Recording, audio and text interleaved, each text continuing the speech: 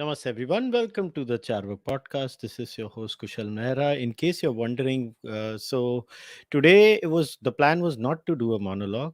Actually, the plan was to do a podcast with Jared Kimber, but yesterday's IPL final got cancelled and it rained all day in Ahmedabad. So I don't know what's going to happen today.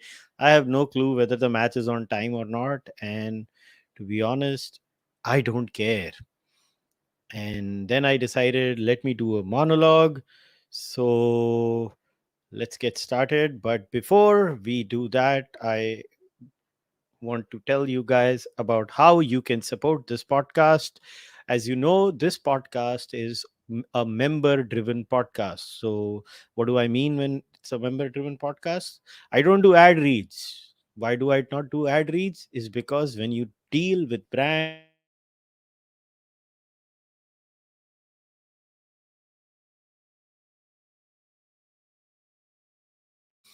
what you are supposed to say and what you're not supposed to say indirectly, because once you start make working with them, you anyways subconsciously start self censoring, which is why I try to insulate this podcast by making it a purely member driven podcast or a donation driven podcast where you can give one time donations also. So if you want to give one time donations, you can do the same on Fanmo through the tips option or through UPI, or even on Patreon. You can go one time, give a one time donation, and go there.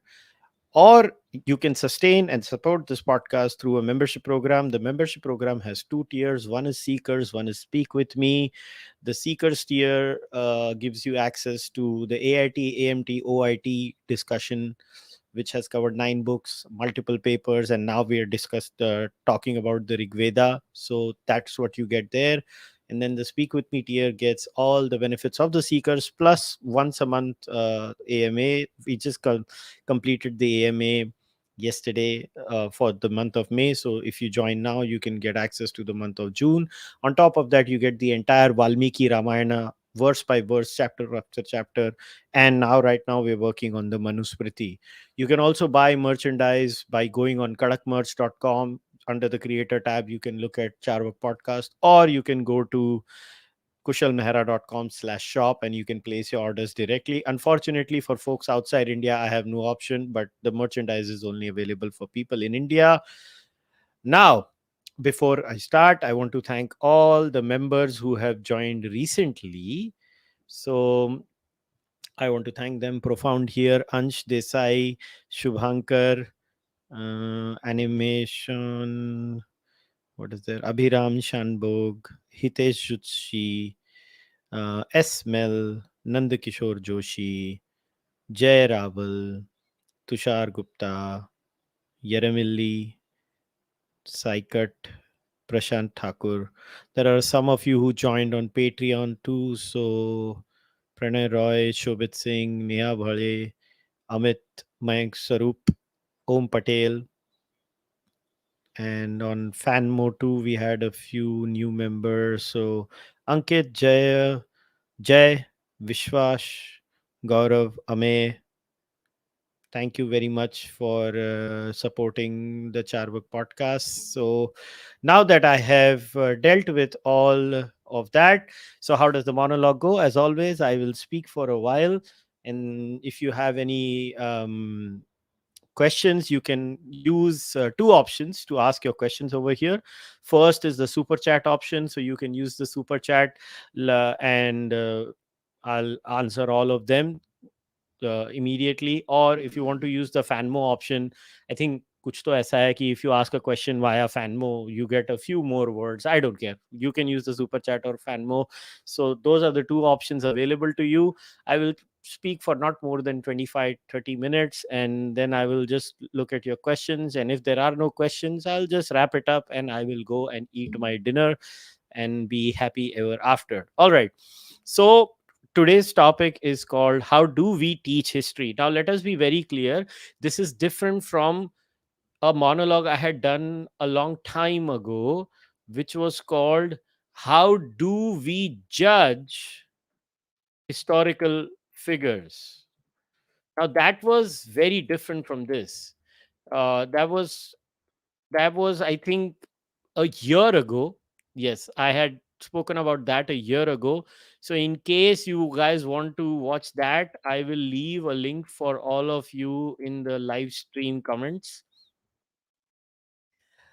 So I've just, this is the old monologue which I had done a year ago, which was titled "How Do We Judge Historical Figures." This was more that where I had shared my views about, there are historical figures, we read about them. How do we go about judging them? How do we make a judgment call about them? And my views were there.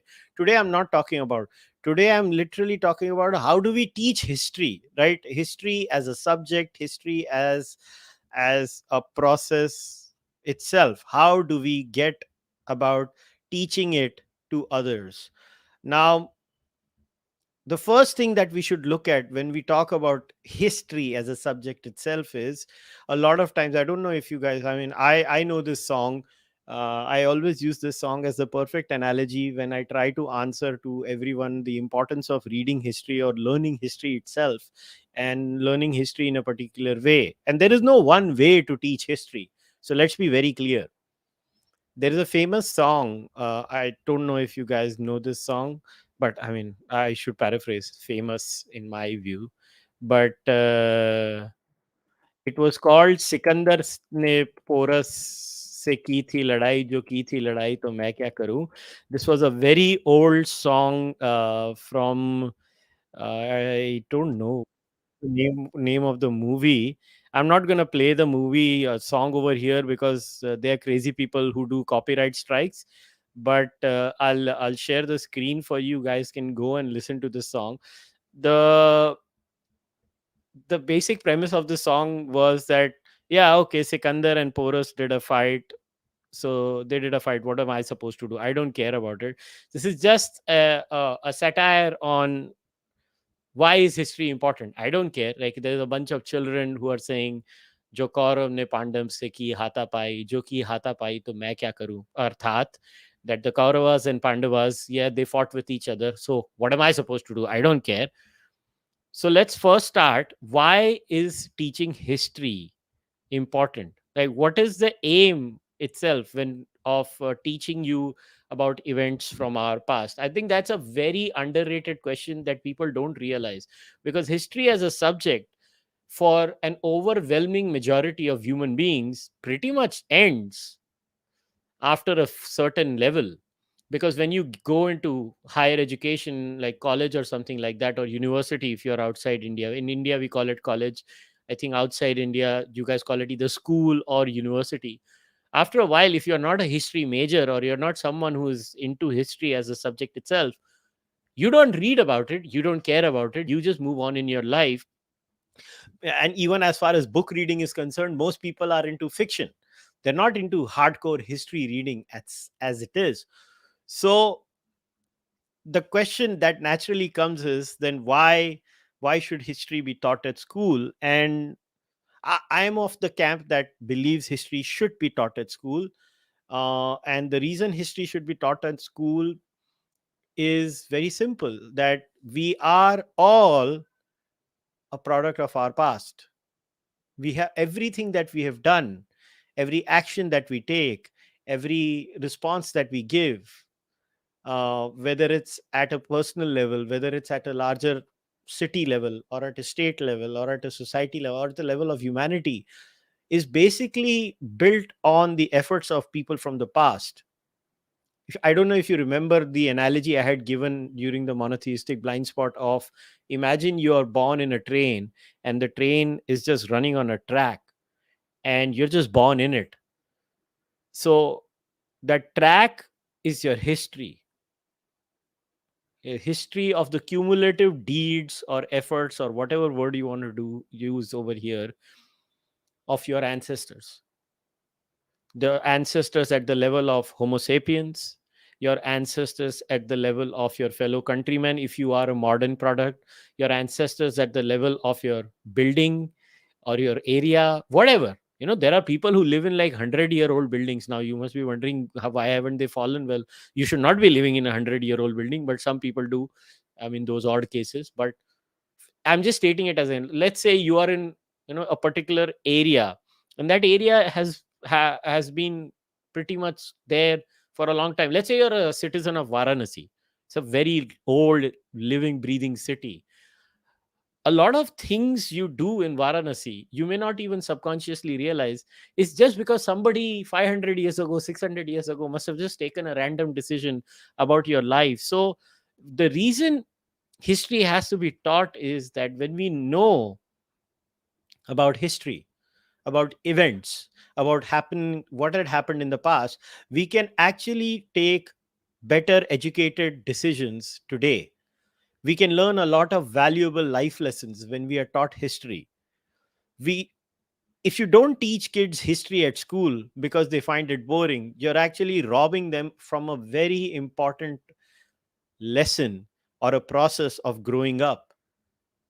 If we are not taught, I mean, the famous adage, right? History repeats itself, and those who don't learn from history are condemned to repeat it. Blah blah blah blah blah blah, kind of. It's very important. That's why I wanted to nip this in the bud, that teaching history is very important. The subject is not up for debate whether you should or should not teach history. You should teach history. You have to teach history. There is no choice. It's a compulsion. It's a compulsory subject. Every child growing up has to be taught history. That's not up for debate. So what is up for debate then? Now, what is up for debate is what gets taught and how it gets taught. So that is a very important question.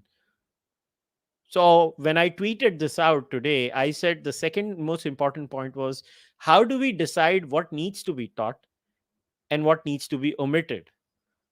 This is the quintessential problem, right? For example, recently, if I don't know if you guys have been following the news, that there has been a reduction of the syllabus in India. The reasons given by the government of India is that after COVID, students and their learning capacity has distinctly fallen down, and this rationalization of the curriculum, which has happened not just in history, it has happened in every single area. Some omissions are deeply problematic, but that's not the aim of this monologue, so I'm not going to go there. But the point is that you cannot teach everything from our past. Not only can you not teach everything from our past, even about the things that you're going to teach people, you're going to pick and choose. You're going to, let's say, for example, this entire debate about what should be taught in India from an Indian perspective is such a charged process, where before the BJP came into power, there were X number of pages given to the Mughals. After the BJP has come to power, the number of pages given to the Mughals have reduced, and those pages, while the Mughals have not been completely omitted, you have given some extra space to other dynasties of India. Maybe, let's say, if Dynasty X was given 2 paragraphs, now maybe they could be given 5 paragraphs. The Mughals maybe were given 9 pages. I'm just creating hypotheticals here. You can reduce the number of pages given to the Mughals by, let's say, 4 overall. And in those 4 pages, you can add those other characters of our history so that people can relate to it. And I actually fundamentally agree with that. The sentiment that in a plural democracy like India, in a plural society like India, it is very important that communities get their representation in form of historical heroes. So, for example, Birsa Munda. I think kids should know more about Birsa Munda. I'm just using this one example. Again, I don't want to say that we should not be taught about the Mughals. I actually believe we should be taught about the Mughals. We should be taught about Ashoka too. Now, let's take these two historical figures as an example. I don't want to use Aurangzeb because I don't want to give credence to this attempt of normalizing Aurangzeb, which has been attempted by a certain section of Indian intelligentsia. I think it's disgusting. I think it's grotesque. My views on Akbar are slightly more nuanced. I am not. I believe there were different shades of Akbar. So yes, you could have a type of Akbar, and you could also have the Dine Ilahi B type of Akbar. So it's not a big deal. I think there the nuance has to be appreciated. But on Aurangzeb, there is no nuance. The man was barbaric. But like I said, what needs to be taught and what needs to be omitted is fine. But the most important is point three. Should we omit some truths if they tarnish the image of cherished figures from our past? Now, this is a very sensitive subject. That how do we portray historical characters? And I think Ashoka is a very interesting debate there. Now, we were taught about Ashoka in a certain way in our school. Ashoka the Great, Ashoka did this, Ashoka did that. But Ashoka had a dark side to him. If you guys don't know about that dark side of Ashoka, I would recommend you to read, a very interesting article, or you can read Sanjeev Sanyal's book on how the Indian Ocean shaped history. Uh, and a long time back, I think it was in 2015, Sanjeev had written this article in Swarajya magazine. It was called Ashoka the Not So Great. I would recommend all of you to read this article. The link is there on the top of your screen. Uh, the I am not a history major. I'm not a history nerd. I don't read a lot of history. So I did not know about this side of Ashoka. Full disclosure, I did not know about this. So when I started to know about these things, that Ashoka did these things, it was, it came out of nowhere for me, because I had the standard image of Ashoka. So which leads us to the larger question, that why were these facets of Ashoka omitted? And should we omit a lot of these things about historical figures? Because many times you will hear these arguments given that if you mention X, uh, if you mention Y, you know and then people will start looking at them with a certain hatred or not. I believe you're robbing, first of all, that mindset of not teaching people, because one of the biggest reasons Mughal history is not taught and it's kind of whitewashed in India is comes from a very condescending view towards the Hindu community, especially in India, that if they do this, the Hindu community of India would react adversely towards the Muslim community today, and they will say it's actually you who have done this. I think you're doing great disservice to the Hindu community, and actually you're having a very low opinion of the Muslim community in India. I don't know what the Mughals have to do with the current Muslim community. I have never understood that, but apparently a lot of people think like that. So now back to Ashoka. Now, what if people knew Ashoka did a lot of bad things, like killing his family members? So the so-called pacifist image of Ashoka is actually, I think, pretty much a lie. So why are we taught a lie? Why do we need to create these false fictions about historical figures? Is it necessary? Why do we have such a patronizing view of our children, towards our children? Do we think our children need to be mollycoddled and told so many things that I don't know? I just think, if you ask me, we should not omit any facet of a personality of a historical figure. It doesn't matter if it's Shivaji, it doesn't matter if it is Ashoka, it doesn't matter who the person is. You should tell the story of the person the way that person was. It is the moral responsibility of someone who designs a curriculum to tell children, especially young children, what a historical figure was and did. You, on one hand, people say we should not judge people from the past using current moral standards, but when we design our curriculum, these very same people who give this argument to save the Mughals every time, or with Ashoka, they literally are doing the very same thing by whitewashing the record and, selectively quoting things. You're actually doing a grave disservice to children. You're teaching them lies. You should teach a child what a historical character did, no matter what. For example, under the Peshwas, there are historical instances of certain communities being forced to wear a spittoon under their neck. Deeply casteist idea. Because what if their spit falls on the street, and the road apparently is becoming impure, according to some? Should we not teach all those things, especially on the record of discrimination of our past?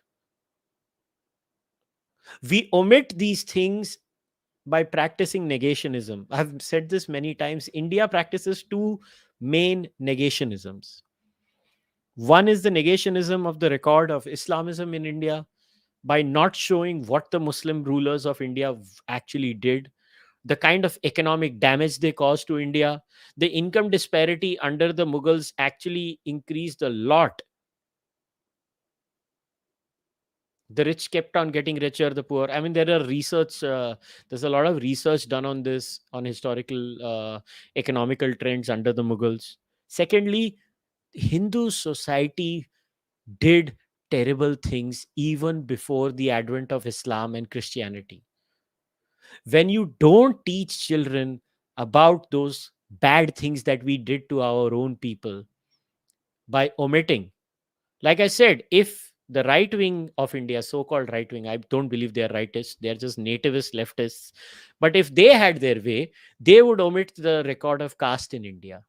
If they, certain they, and the left has always had a stranglehold, so they only talk about the caste. In fact, at times they twist it and exaggerate it, but by and large, they never had a problem with the caste bit, but they completely whitewashed the record of, let's say, Islam in India. They should not. The only place where, I think the Indian left and non-left seems to be having a consensus and does not like to omit things is on the record of the British in India. I mean, on their record, I think we can pretty much have a gentleman's agreement. Both the Indian non-left and left have no worries about shitting on the British and what they did to us. I think we should come to a gentleman's agreement on other topics as well. So, like I said, the third question was very important, that should we omit some truths if they tarnish the image of cherished figures from the past? I think the answer is an unequivocal no. We should teach history. We should teach these things about our historical characters the way they did it. Doesn't matter if somebody's sentiments are hurt. It doesn't matter if somebody feels bad about it. You could have had a great image about person X. You could have had a great image about person Y. It doesn't matter. वो तुम्हारे रिश्तेदार नहीं है जो तुमको इतना दर्द हो रहा है. You should get over these things. It also, when you teach the flaws of historical figures, it actually gives you the ability and the capacity to handle nuance far better than in most cases. You actually become more plural in your brain. You can handle complexity better if you show shades of a person. So do not support such things where, because character A is someone you like, you don't want them to be criticized in the history text. You should be able to digest it and learn from it. The fourth point that I wanted to talk about was, should history be taught along with moral philosophy? Now, this is more about the realm of ethics and morality, which I had covered in my previous monologue on how do we judge historical figures. But it is very important, because history is not just about, telling this happened, that happened. History is also about teaching you to learn from the mistakes of the past, or to learn from the victories of the past. When you teach history as a moral philosophy lesson, you create better human beings. When you teach history of the bad things that were done by the Mughals or the Hindus in their past, you actually teach the current generation that they messed up. Please don't mess up today. They did many bad things. Please don't do bad things today. So I believe history is itself a moral philosophy class in many ways. So history has to be taught along with moral philosophy. You teach so many good lessons in history to young impressionable minds that we don't even imagine the impact these things have. I mean, look at India. Indian secularism is a direct result of the grotesque negation of the record of Islam in India. And it has created so many minds that actually bought it hook, line, and sinker. I am a secularist. I've actually done a monologue on why we need secularism in India. But what we have in India is not secularism. It's negationism of a record of Islamism in India. If India was truly secular, India would not have these nonsensical systems that we do. So we should teach everything, is my whole point. And we should mix history in moral philosophy lessons. And the last is, what are the best tools that we can use to sift through all the information when it comes to learning about our past? Now, this is the most important bit, and this is going to be the last segment. History is taught at multiple levels, and we are all, designed and wired to respond to history in different ways. Now, there might be some people, who just like to read the RC Majumdar 11-volume series, history of India, kind of 11,000 pages, where just keep on reading, reading, reading. Those are the Vikram Sampat kind of people, who will go through the Mughal court records and they just read. They just have the mental ability to read through those things. There might be some people who read only Vikram's books, which are just narrations of that. But today we are living in a very lucky time where we just don't have the written way. We also have the spoken way of teaching history. You have YouTube, you have podcasts like amazing podcasts like Hardcore History by Dan Carlin and many other podcasts that actually teach history in a beautiful way. So when you are trying to learn about your past and when you are trying to be a student of history, I would highly recommend that you try a mixed method. That's what I do.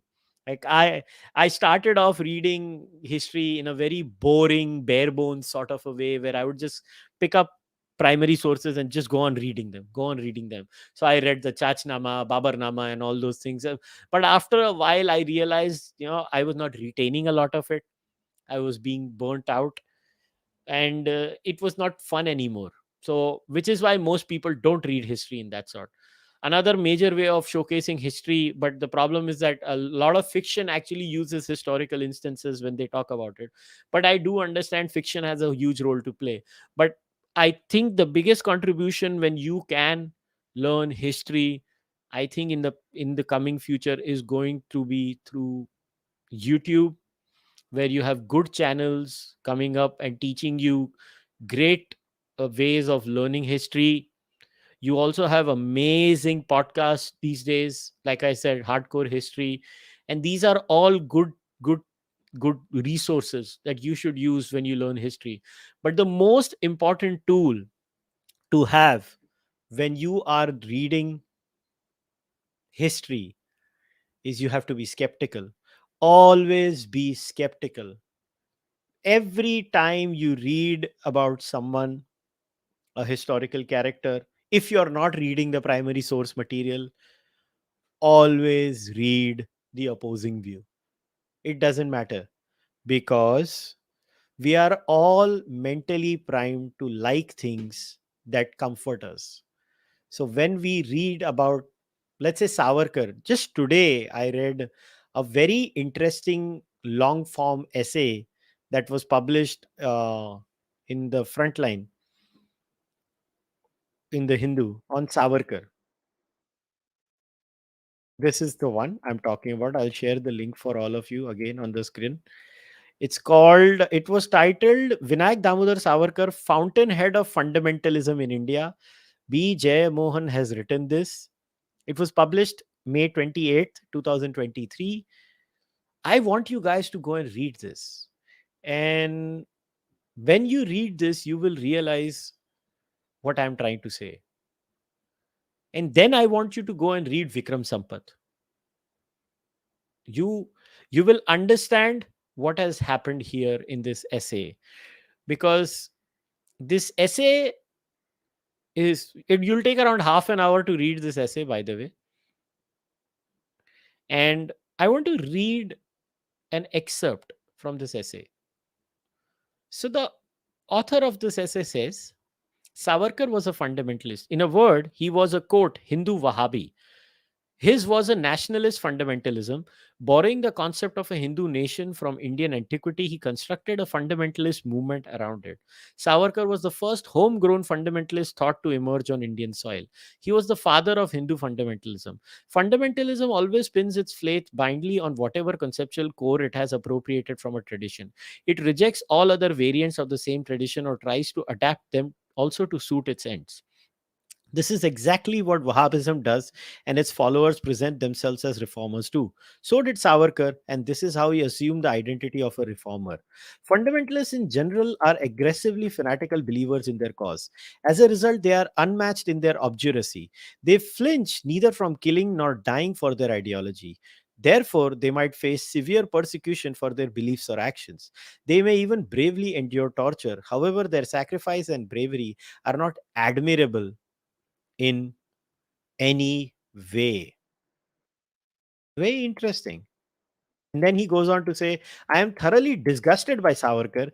Even while retrieving his picture from the internet for this essay, I could not help feel bitter and revolted. However, I do not consider Savarkar a coward, nor do I suspect the power of his personality. Savarkar is not a conservative. He is, in fact, the deadliest venom India has ever produced.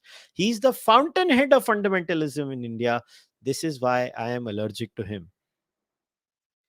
To the venom what that Savarkar was, we only find an antidote in Gandhi. That explains why Savarkar's invisible hand was involved in the assassination of Gandhi. All said and done, I believe our nation still stands indicted for Gandhi's murder. And he says more things. But just think about it. He talks about fundamentalists, right? Fundamentalists in general are aggressively fanatical believers in their cause. Hmm. Who was a fanatical believer in the cause of pacifism? Who was it? It was the same guy this gentleman talks about as an antidote to Savarkar. Isn't it amazing? This is why I say reading different views is very important. I had a great time reading this essay.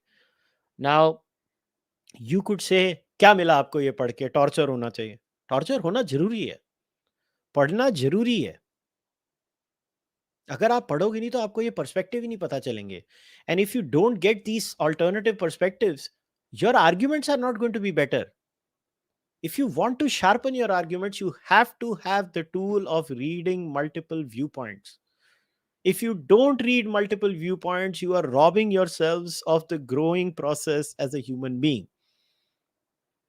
Now, some of you might say, who cares? Sanuki, I don't want to be a better human being, blah, blah, blah. Suit yourself. I don't care. But if you really want to become better in your scholarship, if you really want to become better in your opinions, first of all, you should not have many opinions. But secondly, if you decide to have an opinion on one subject, the least you should do is try to read multiple points of view. Because if you don't read multiple points of view, especially when it comes to a subject like history, you are actually not even having the proper tools in your arsenal that are needed to analyze and talk about something as complex as history. History will always be written with a bias. The reason I chose this essay on Savarkar was that eventually the bias of the commentator was clearly shown there, which is why you need to read multiple versions when you study a subject. And that is the best tool that you can have in your arsenal. Because if you go on reading one version all the time, the eventual road ends in Nazi Germany. If you keep reading only one version 24 by 7, I'm not saying that there is no one true version. Don't get me wrong. There is one true version. But still, it's very important to read multiple versions in history. Because if you did not do that, you would think Ashoka was the greatest pacifist and the Mughals never did any harm. Or even if they did harm, it was just political. Or you would think Hindus never did any casteist atrocity on certain castes and people in their own society. It depends on which block you sit in. You sit in the caste denialist block, you sit in the Islamism denialist block, you will never be exposed to the reality of your society, whether it's your society or whether it's any society. We have flaws. History to me, and these will be my passing words, then I'll look at if there are any questions. If there are no questions, I'll wrap it up. History to me is just at a glimpse of the record of our ancestors, and you just cannot have a past which has no flaws. If you living today are flawed, it includes me. I am a flawed human being too. We are all flawed. If we are all flawed living today, to have an expectation of being flawless in the past is just stupid and naive.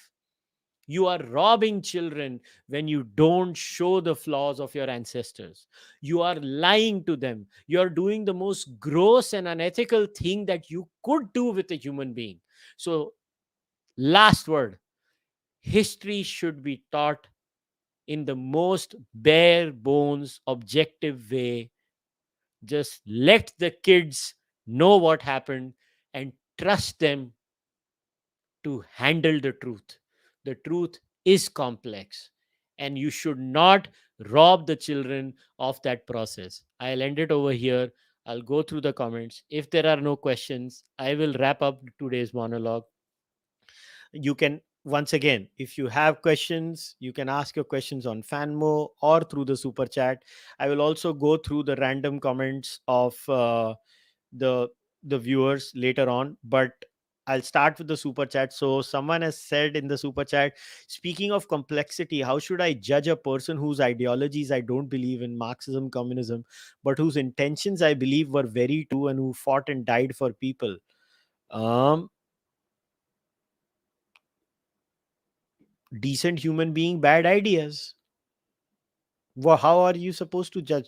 I don't want to misunderstand you, so let me try and steel man your intention of the question, and then hopefully I have steel manned your intent, right? I have understood your intent behind the question.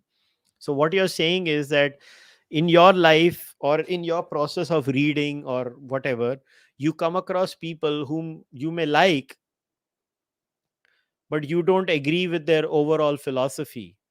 So how would you go about judging them? Is, I am assuming, that is the intention behind. uh where First of all, you should develop an objective morality tool. This is something that I dealt in detail in my previous monologue a year ago. How do we judge historical figures? First of all, you have to start with the assumption that morality is objective. It's complex, it doesn't mean it's not objective. Complexity is not mere an excuse for relativism. Complexity is just an admission of it is what it is. And now we try to find the best possible objective standard. So when you meet a Marxist at a personal level, you should look at the person as a larger human being. So historical characters are very different from people you meet in current life, right? Historical characters are, you only know about a historical character through either what somebody else wrote about them or what they themselves spoke or wrote, and that's about it. Imagine how you're going to judge people 100 years down the line in the age of social media. Imagine what people are going to do when I am going to die in, assuming the average age is 70, I'm going to die in another 30 years. After I am dead, 30 years beyond that, if somebody writes something about me and that someone goes through my Twitter handle, imagine what are they going to write about me? Because my Twitter handle, I don't even showcase 1% of my personality. So when you are judging historical figures, you have to have that understanding. In fact, the way we are going, one of the most serious threats to history writing, and especially writing about figures from the past 100 years down the line, is going to be what the hell social media has done to people. Because social media only incentivizes shock and jock behavior. 100 years down the line, when people are going to look at you as a historical figure, if you were a shock jock, you're going to be judged. Okay, so you're talking about Che Guevara. Again, the man had some really horrible ideas. The man caused a lot of problems. So if you were going to judge Che Guevara, you have to look at the amount of lives he benefited and the amount of lives that suffered because of him. And if the number of lives who suffered are way more than the number of lives he benefited, you have your answer there. I think your user handle is labrat. That's your answer. But think about it. If Che Guevara was born today and you were judging him based on his books, his Facebook posts, his tweets, and his YouTube and Instagram, imagine, just imagine, how would you judge them? It's way easier to judge historical figures from the past. It is going to be so much tougher to judge historical figures in today's age 100 years down the line. Oh, we are screwed. Okay, Varun, please do a session with Abhijit Iyer Mitra in which you discuss ancient technology. Do it on Navy this time. I'll run it through Abhijit. I can't guarantee anything. I mean, it depends on whether he wants to discuss it or not. I can't assure you. I can run it through Abhijit. I can ask him if he wants to do it. If he wants to do it, I'm more than happy to talk about it with him.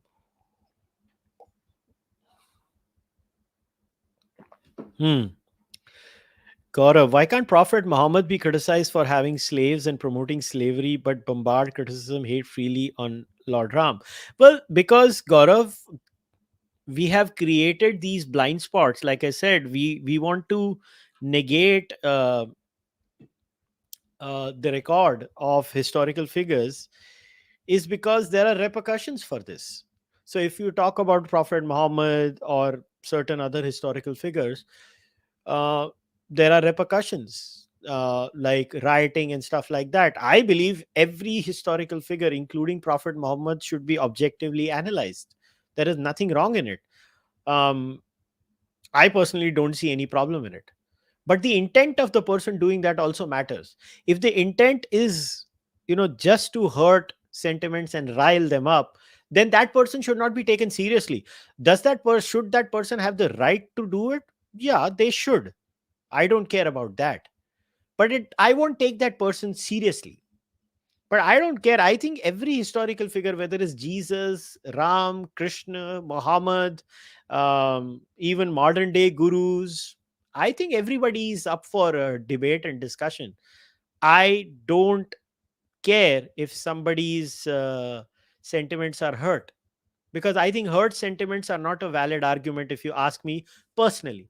I don't buy the hurt sentiments argument. I think people should have a discussion. In fact, Islamic literature is very open about discussing Prophet Muhammad and his views, because what are the hadiths and the seerah, right? They are the sayings of the Prophet. So the Muslims themselves historically were very open about talking about the Prophet themselves. So why can't we? That's my whole point. Ancient Muslims were very open minded in that sense. They wrote everything about their Prophet. I think that that should not be a problem. But today we have such a charged atmosphere that, what do you do? But I think the intent of the person matters a lot. That is the most important point. What I am always wary of is the intent of the person. If you don't have the correct intent, and uh, and your intent is just to create a ruckus and just to rile people up because you are hurt that your cherished figure was mocked, then I don't care. That person I won't take seriously. But at a serious academic level, I do believe that historical figures should be discussed. We should not spare anyone. Nobody should be spared. Doesn't matter who that person is. I don't care. But what I see is that most of the times, the people who do this don't have the intention of, being scholarly. The intention is not scholarly. The intention is just to rile things up. So somebody has left a super chat, but no question. Sadhak Drishti. So I guess no question. Okay, lab rat. But how does one, Che, know how many lives will be benefited, destroyed by one's policy in the future? Doesn't honest intent and dying for your intent matter? I am very confused. Please help. Now, that's a very good question. I actually appreciate your question. Um,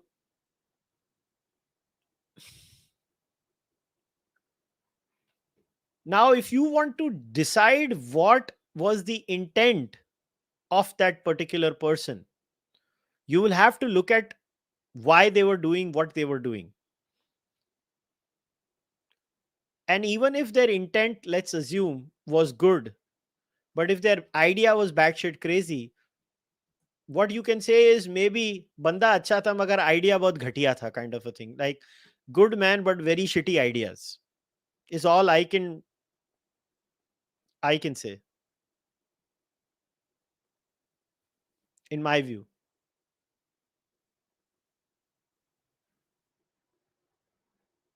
I mean, but how do you decide the intent is a very complex issue. Intent का decide करना बहुत आसान नहीं होता. थोड़ा थोड़ा मुश्किल होता है. So I mean, you would have to make the case of, that historical person and that historical person's intent being XYZ.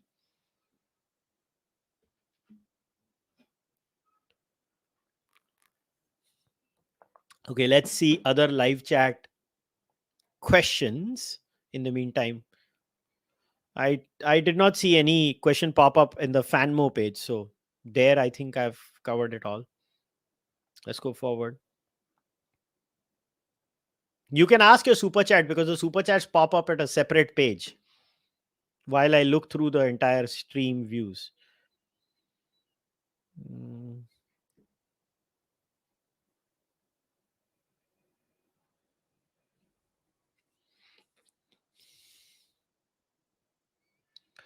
So somebody has asked, why does the left not appreciate the contributions of Savarkar and just identify him by the mercy petition? When Raja Ramohun Roy wrote letters, he celebrates English rule. Well, it's very simple. Everybody has their preconceived biases. Why did I read that essay by Jayamohan, that bit in the essay? Because when you judge historical characters, it's very important for you to, while having an objective moral baseline, also uh, have a very clear cut version of the past. And You should develop a conscious system where you check your biases. The reason I shared this particular one is that the writer has clearly been very open about their biases. So I guess the short answer to your question, my dear friend, is people are biased.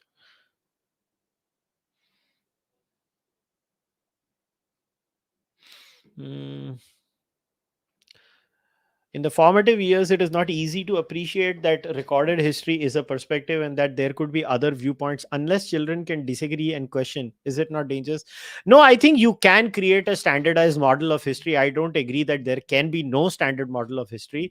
I just think in India, history was. The narration of history is laced with biases on all sides, and we don't care for our children. If we cared for our children, this problem would not have come. Whether it's the left or the non-left, they don't care for the children. The only motto of the left and the non-left in India is very simple: agenda ucha rahe hamara. That's all the motto is.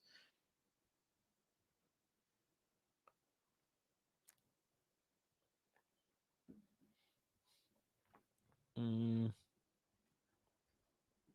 Why are we taught all religions are same? Somebody has asked. Well, that is the non-monotheistic blind spot, because non-monotheistic religions are built with a system of mutual respect, and in that system of mutual respect you are literally taught that, all gods are kind of legit. You see what I'm saying? And if you have that system, you can't do much about it, right? So you have to live with that system. It's a genuine problem that a lot of Hindus have, where they say, all religions are the same, and then you ask them, same how? And they don't have an answer for that, so we can't do much.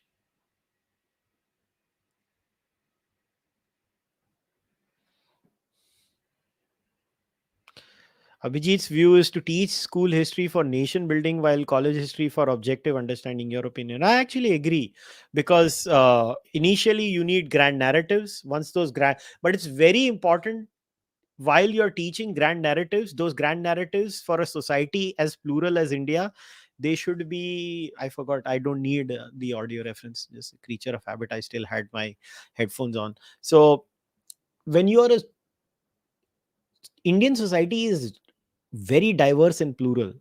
Our history should reflect that diversity and plurality, because our grand narrative has to reflect that plurality.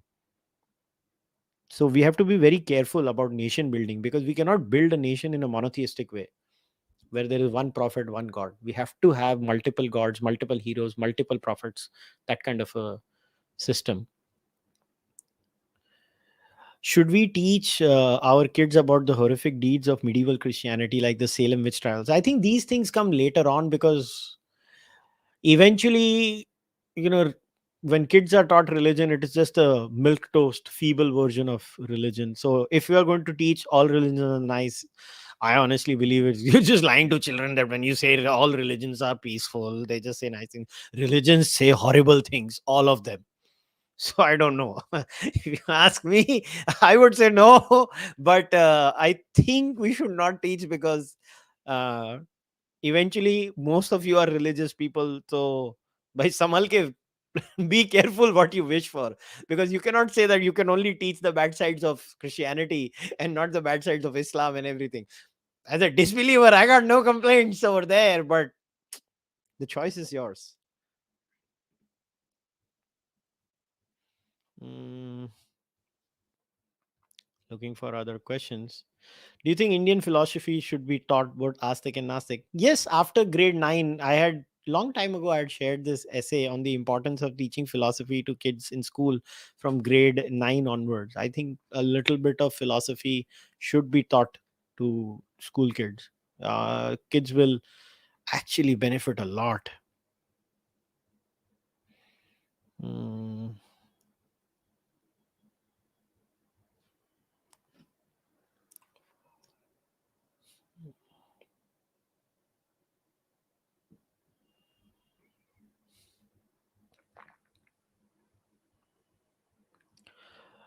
So, what do you have to say about fact checkers? This is a very good question. I appreciate this question. I think I had said this in the Surat Lit Fest in one of my panels with Padmaja Joshi and a couple of others, where I had made the statement that the existence of fact checkers is a proof that your journalists have failed you. The journalists did not do their job of representing events the way they happened, and fact checkers had to come in. I think that's all I can say. Fact checkers were not needed. They should not have been there. But what do you do? So Pikachu man, super chat. I failed in history. Scored 8 out of 100. Shabash! Wow. Now I know a lot thanks to you guys. So is it really necessary? It is very necessary. You have to learn history in school because not everybody might get lucky and learn these things later on. What if they don't? So it's very important to learn history.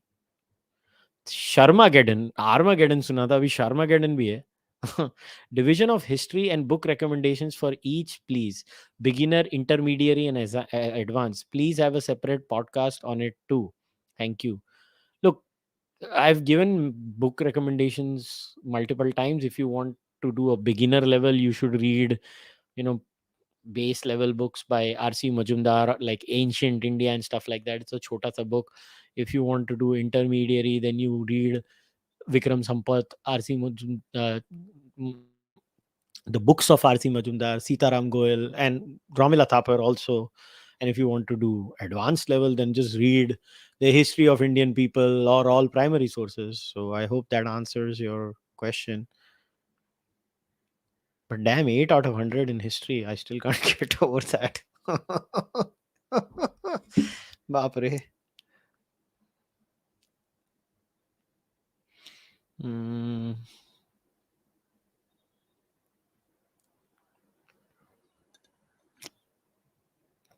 How much percentage of opinion is accepted in history given the primary source of history rarely quoted?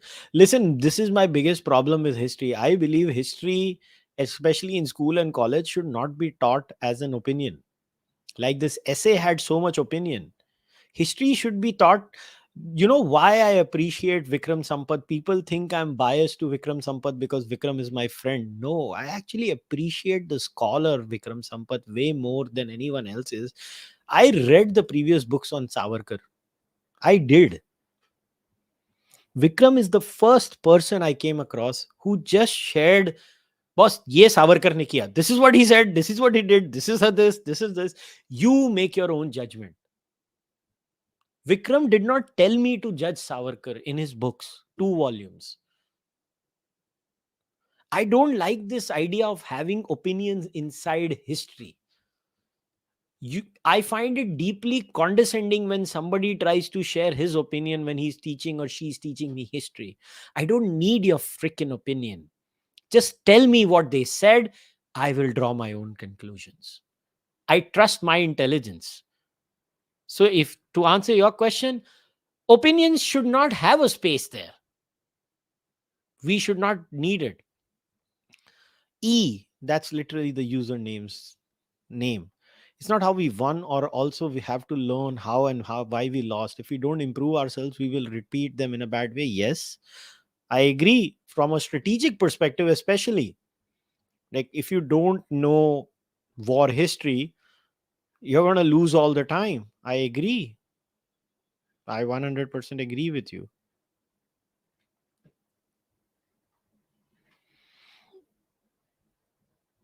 Mm. Is Godse a decent human being with bad ideas? I don't know Godse the human being. There is literally no historical record of what Godse thought as a human being other than bits and bobs over here. My assessment of Godse is only this: he was a murderer and he deserved to go to jail. It ends there. That's all I will say about Godse. I'm not a fan of Godse, and nothing people say will convince me. And he was a pretty shitty planner, too. I mean, what's my evidence? Vikram Sampath Savarkar Volume 2. Pretty shitty planner, too.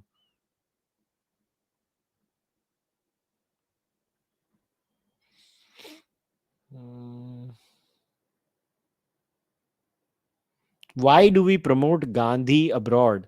Well, the reason we promote Gandhi abroad is because that's the one thing that sells the most abroad. So हम भी उसको चूस रहे हैं, हम भी बेच रहे हैं, और क्या करें? जो बिकता है हम बेचते हैं भैया. Okay, one more super chat. I was pissed though. Some arse hole scored 6.5. I scored the second lowest. मतलब ये कौन था जो तुमसे भी निखिद था? And what about the biases taught in history? Teachers were leftists too, which is why I said you have to check, which is why I say you do such a gross disservice to India. Imagine what every Indian child goes through when they read the history of the Mughals in India. You go to school and think Mughals were some benevolent people, and then you come back home on your, if you're a Hindu, your parents say nahi wo to gandu tha. It is traumatizing for those children. क्या करें मगर, कोई solution भी तो नहीं है ना, करे क्या? Sharmageddon. One word for the Indian grand narrative, or one phrase if you had to define it, as per you or any other person that has the right idea about it. You can't give one word answers. Your expectation of having a one word answer itself is unfair. I reject such expectations. Somebody asks, is Hitler an example of a bad human being with bad ideas? Yes. Aurangzeb also.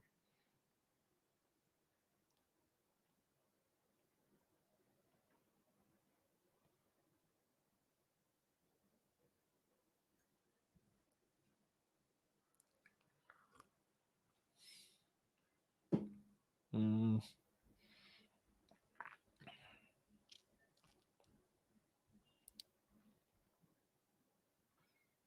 बाप रे, कितने लोग spam करते हैं. The story of my life being spammed on my own live stream. Intent alone doesn't matter, path matters in some cases. Duryodhan से intent राजा बनना था, पर उसके रास्ते गलत थे तो वो विलन ही होगा, उसको हीरो नहीं कह सकते. Thoughts, yeah, but I was not making a morality judgment on that person na, but the intent, the question of that question at that time was about how do we judge Che Guevara. So on that point the question was about his intent, so I can only answer based on the question.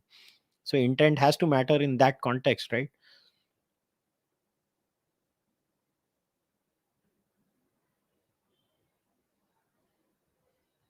Hmm. Please do a podcast with Adit on IPL and WTC. Yes, we are doing a podcast on IPL. अभी आज तो final खत्म होगा ना भाई, तो Wednesday को IPL की पॉडकास्ट करेंगे. एंड 6 तारीख को WTC चालू हो रहा है ना, तो 5 तारीख को हम लोग WTC की डेडिकेटेड पॉडकास्ट करेंगे.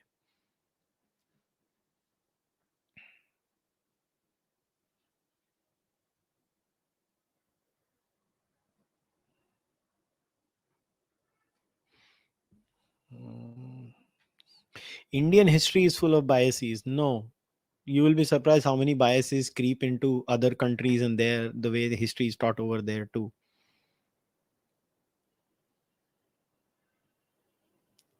So somebody has asked, is Lavdeka fact checker improving the quality of information dissemination? No, I didn't say that. I just said one thing.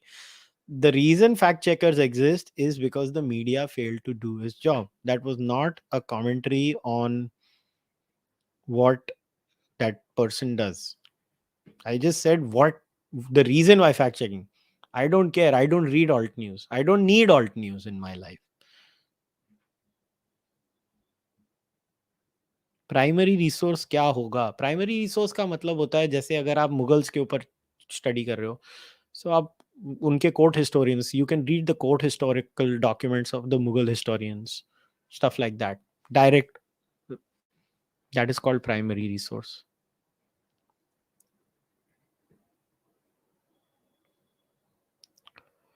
Zishan Khan says, very good podcast, but I can assure you Indians are extremely sensitive and easily offended. So, not everything can be openly discussed and published, not in India. Yes, I understand where you're coming from, but can you teach the dark side of Churchill in England? Can you? I doubt it. There'll be a lot of resistance there too. Again, we assume that we are some unique species and we are overly sensitive. हमने भी बहुत झेला है. Indians have taken a lot in their life, so it's, let's not be so condescending.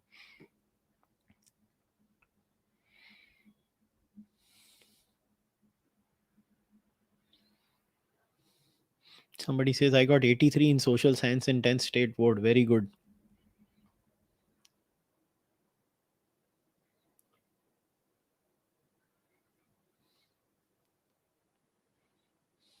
Hmm. आज जेठालाल जीतेगा कि Iyer? So I'm assuming you're asking me whether Gujarat will win or Chennai. Honestly, don't care, but I think Gujarat will win. I personally, I think they're a better side overall if you compare it player by player, overall holistically.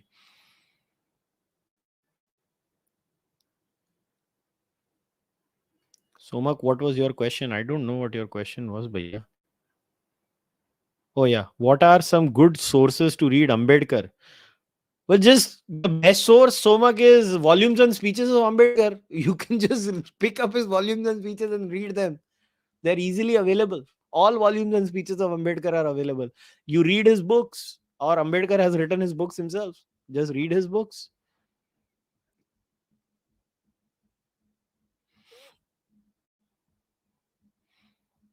Mm.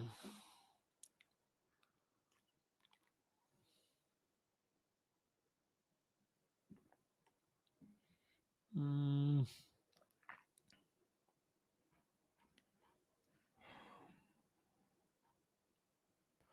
Okay, what else is there? I think I took all the super chat questions. Yes, I have. Miracles have happened. 2.5 crore people are watching IPL live. Do you think if Indian football gets this kind of view, it will help, or players will crumble down in pressure like Bangladesh team? I don't know. Really don't know. Did Bhagat Singh actually believe in Marxism? I mean, he was too young and he must have had some inclinations and fascination with Marxist ideals, but the most primary influence on Bhagat Singh's life was the Arya Samaj. If you want to know that, can I recommend some books on Rajput history? I'm not a trained historian. You should ask Tripur Daman Singh. Maybe he can give you answers on Twitter. Tripur Daman Singh. He can give you good answers on Rajput history. I'm not equipped to answer that. Mm, did I miss any other question? History is full of biases. Even Indian history looks decent in front of it. I don't know about that. I have not done a comparative analysis, so I will not be so confident and make sweeping statements like that. But yeah, every history written will have their biases involved in it.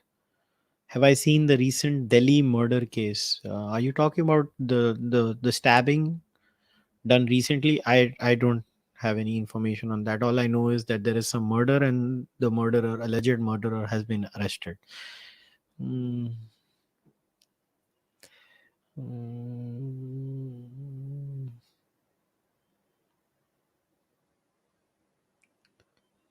Football needs a 83 movement. That's how all sports have gained popularity in India. Bhai, I don't watch football, so I can't answer that. Not just Mughals or Ashoka, irrespective of religion, most rulers in history were the same. Even ruler till today may have had some good policies made at that time. No, that again is a very relativistic way of looking at rulers. Not all rulers were the same. Aurangzeb was clearly way more barbaric than other Mughals, so they were not the same. And again, you are just making simplistic analyses and answers, which is very typical of you in most human beings. It's very interesting that you had a very low opinion of Indians while you're doing the same thing that you had a very low opinion of. But oh well, it is what it is. To say that all the rulers were from the past were the same, no, they were not. Nope. Shyam भाई live कब करेंगे? वो श्याम भाई को पूछो ना, मुझे क्यों पूछ रहे हो? मैं कोई श्याम भाई का एजेंट थोड़ी ना हूँ. हम्म.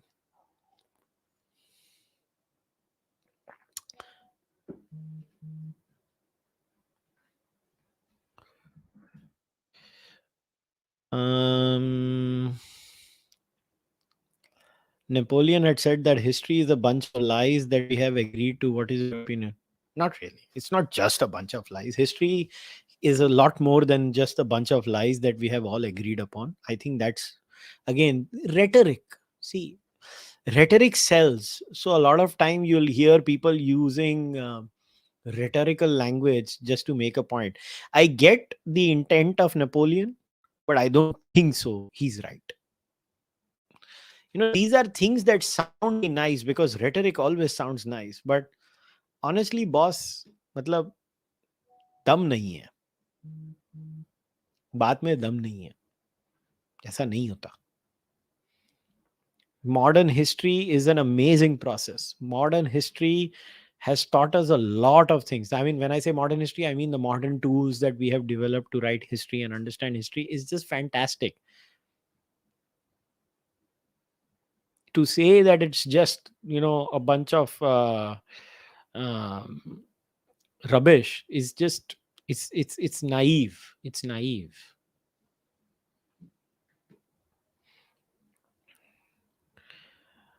How much is history? Compulsory history in school ends at independence.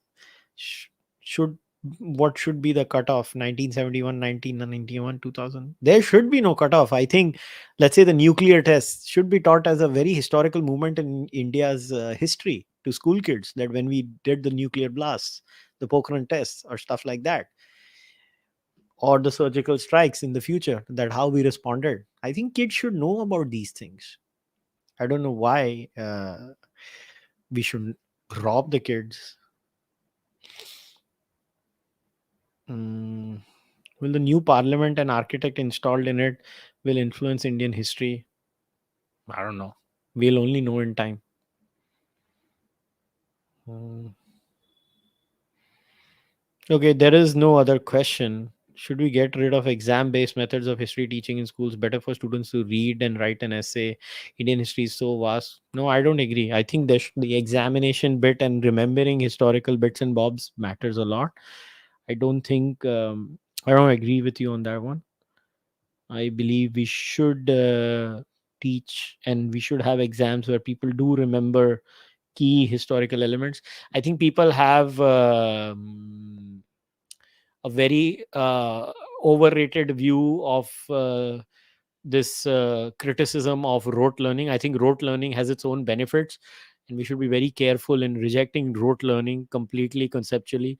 I think history is something that sometimes does need rote learning, and your rote learning skills, जिसको हम हिंदी में रट्टा मारना कहते हैं, can only happen when you test them in exams. So I actually don't agree with that. Do you think Abhijit should stop mocking Puha? No, I don't care. Let him mock anything. I mean, God, you guys are. What a silly question. Mm,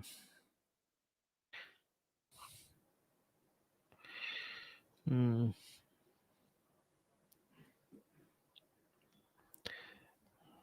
mm. Why do you think there was a huge meltdown when the parliament was inaugurated with installation of the symbol? It was a little shocking to me. There was a huge meltdown is because Indian politics is divided into two camps. One is the camp that denies the civilizational nature of India. So they had a meltdown is because they believe um, that is imposing something. Like I said, it's so intertwined. Indian secularism is weird. I mean, I don't understand Indian secularism. Like, why was the Singal a problem? I'm yet to figure that out. I just think they hate everything Hindu in India. The Indian left has reduced itself to hating everything Hindu. That's what the Indian left has reduced itself to. I, how do I know? Seriously, I mean, they are so dumb. How can I enter their mind? They're just gadhas of the highest order. While referring to primary sources, why do people get different outcomes, conclusions? For example, Srikant Talagiri versus Jidit Nandumuri having different conclusions on Rigvedic tribes and migrations because they look at it in a different way. You just have to read and make your own assessment. What do you make of caste pride history that is passed intergenerational through households? I personally think it's very stupid. That's my personal opinion. I have no Khatri pride, if you ask me. Apparently, that's my caste. I have zero Khatri pride. Zero भी नहीं, negative होएगी पता नहीं. Which incident from history do you like reading about the most? अभी जो पढ़े हैं वो पढ़े हैं, वापस वापस क्यों पढ़ूंगा? स्कूल में सबसे टाइम पास इंसिडेंट था शिवाजी ने, जो वो कौन था, वो अफजल खान था जिसको वो डैगर से मारा था, वो वाला किस्सा. I think that was the most fun I had reading. It was just so dramatic the way it was told to us in our SSC. हम लोग स्टेट सेकंड, मैं एसएससी बोर्ड में गया था, जो स्टेट बोर्ड होता है उसमें गया था, तो हमारे में वो बताया था. That was there. बाकी I don't know. I mean Dan Carlin's hardcore history on that Genghis Khan, I think that was very interesting recently. वो सुन के मजा आया था. बट अदर देन दैट ऐसा कुछ, मैं कोई बहुत बड़ा हिस्ट्री कॉनसियर नहीं हूँ. I really don't care. Do you think Indian National Congress will become the Muslim League? I think they are already Muslim League adjacent. Justin versus Dustin, my pick. Justin, yeah, um, I don't think so. Gaethje wins.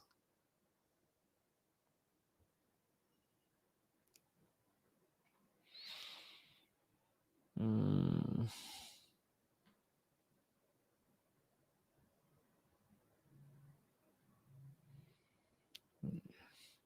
Should kids first be taught about the history of the city, town, village they live in first, and then progress to? It should not be one or the other. You have to be taught all things simultaneously. It's not like a either or. If you want to learn or you want to teach someone the complexity, it cannot happen without you being taught either one or the other. You should learn everything. Can you do one podcast debate with some well-known trad? Why? I don't want to. I don't. I'm very clear on the Jati Varna issue. I don't need to debate that. No matter what people say, I don't see any value in that system. So I'm very clear on that. That ship has sailed for me. I'm not going to change my mind on it. Jati Varna should be annihilated. It's a third class system. So please don't expect anything from me on that department. I have no interest in debating anyone on that.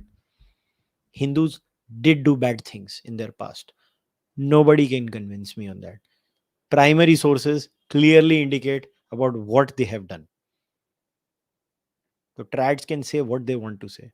The trads will actually agree with me. They will say, yes, these castes deserve to be suppressed. So what do I debate them? I mean, I don't need to debate such people. I just need to have disdain for such people.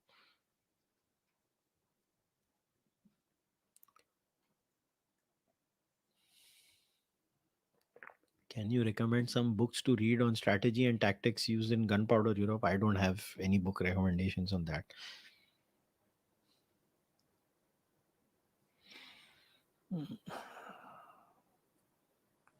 If there is no if there is so much diversity in perspectives from primary sources, how to study them without having bias and get the most right use of it? Take your time. First of all, why do you have to have an opinion on everything? See, this overarching urge um, of having a distinctive and very definitive opinion on everything is something I don't understand. ये urge क्यों है आप में? What happened to not knowing about most things? I live my life not knowing about most things and I'm very comfortable with it. How can you know about everything? History में 4-5 subject पकड़ो, उनके ऊपर पढ़ लो, बाकी मत पढ़ो. बाकी एक जनरल वर्जन ऑफ हिस्ट्री है, वो स्कूल में है. वो स्टेट का काम है आपको सारा पढ़ के एक अच्छा वर्जन देना. आप थोड़ा ना स्टेट हो. आप स्टेट, द प्रॉब्लम इज आपने स्टेट को एक्सक्यूज कर दिया है कि कोई भी बायस्ड घटिया वर्जन दे दो हमको. My point is make the state do all these things. You are not supposed to do this. You're not supposed to have an opinion on every historical figure. The problem is social media is incentivized over opinionating. पता नहीं क्यों.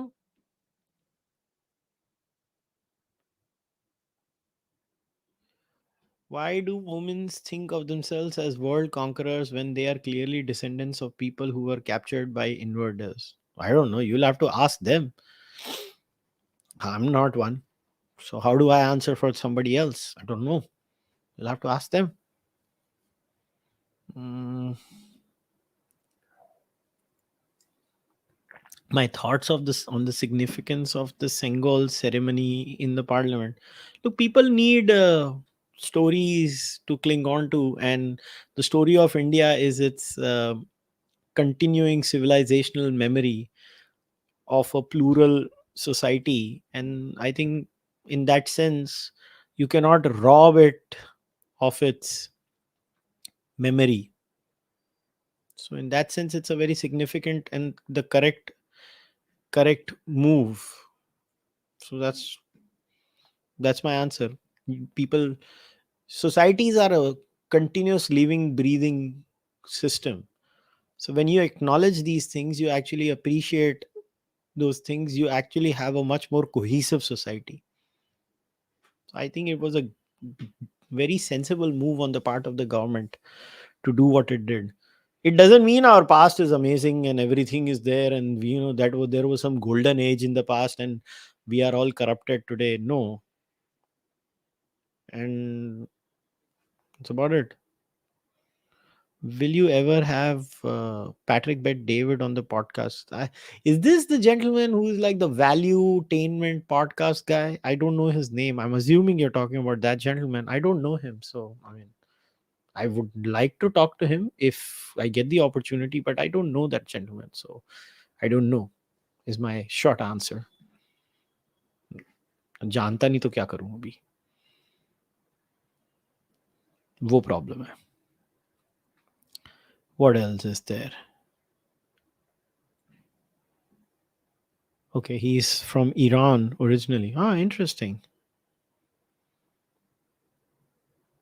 Is science a belief system? No, it's a system of attaining knowledge. It's not a belief system.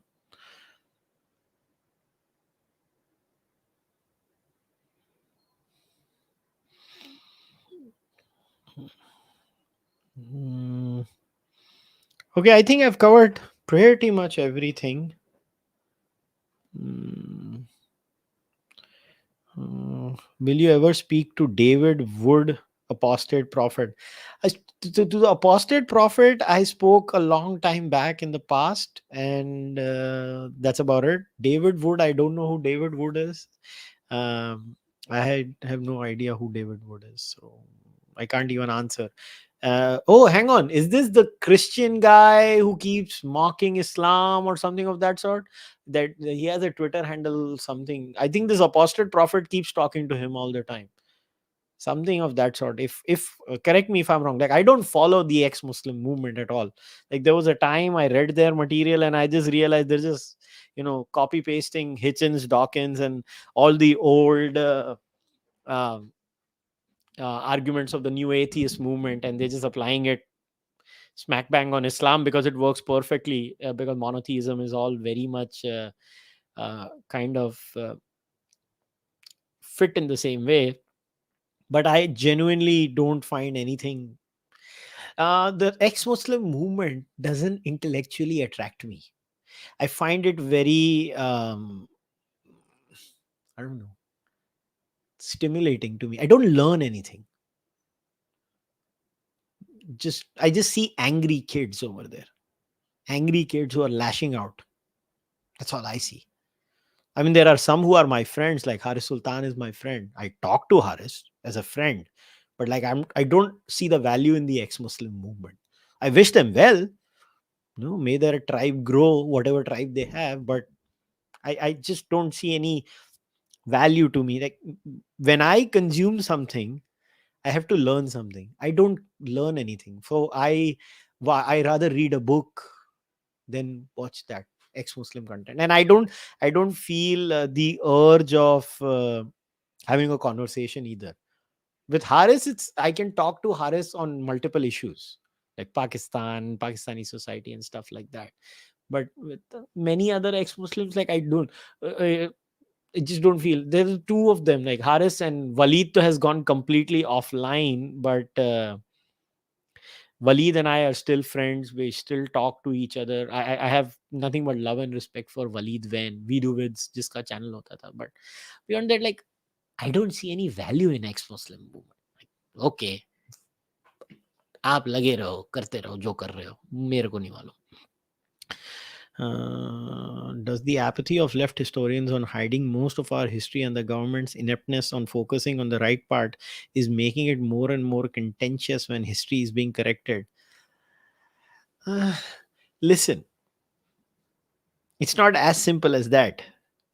The left has lost its monopoly on bollocks. So they are going to be, you know, irritated. And on the other side, mm,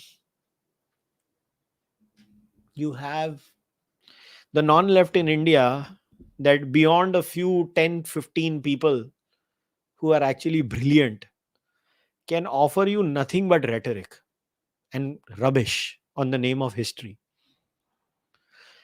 So क्या करें अभी यार क्या बोले आपको I don't know. The reason it is contentious is because they think like this.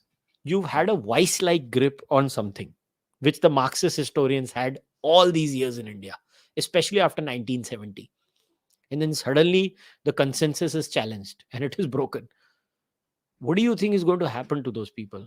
Obviously, Khisani Billi Khamba Noche is going to happen. Na? It is natural. It is going to happen. So right now, the Marxist Kisiani Billi is nochoing a lot of khambas. That is what is happening.